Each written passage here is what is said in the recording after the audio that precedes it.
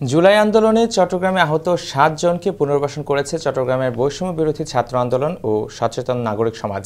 সেই সঙ্গে তাদের সম্মাননাও প্রদান করা হয়েছে। অনুষ্ঠানে আহত ৭ জনই প্রধান অতিথি হিসেবে মঞ্চে উপস্থিত ছিলেন। তারা হলেন জুনায়েদ ইসলাম, আবুল কাশেম, সৈকত দাস, ইউনুস, সাগেরুল্লাহ, সায়েম, জুয়েল। অনুষ্ঠানে কেন্দ্রীয় সমন্বয়ক রাসেল আহমেদ বলেন, দিল্লির প্রেসক্রিপশনে ফ্যাসিস্ট মুজিবের খুনি কন্যা শেখ হাসিনা বাংলাদেশ চালিয়েছে। আমরা এ দেশে কোনো আধিপত্যবাদী দেশের ষড়যন্ত্রকে প্রশ্রয় দেব না।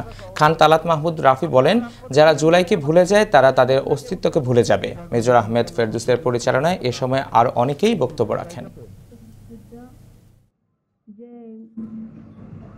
আন্দোলনে যায় এই সময় বাঁশখালী শাম্বল বাজারে আমার স্বামীর উপর এই সন্ত্রাস বাহিনীরা গুলি করে। আমার স্বামী গুলিবিদ্ধ হয়ে এখনো ৫-৬ মাস অসুস্থ। যার হয় সে জানে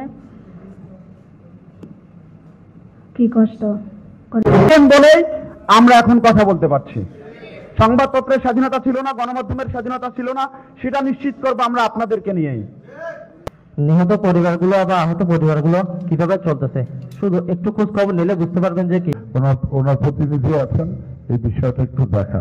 ১৬ বছর মানুষের উপরে নির্যাতন জুলুম হক স্টিক এবং রড দিয়ে মানে পুরো শরীরে মারা হয়েছিল। ব্যবস্থা করা হবে। বিজিবি থেকে ১০০ জন, আনসার থেকে ১ লাখ কর্মসংস্থান করা হবে। গিয়েছিল গোটা দেশে, তো তাদেরকে যে সম্মান জানানোর আমাদের একটা ক্ষুদ্র প্রচেষ্টা। অনেক ধরনের বঞ্চনা ছিল, অনেক কিছুই ছিল।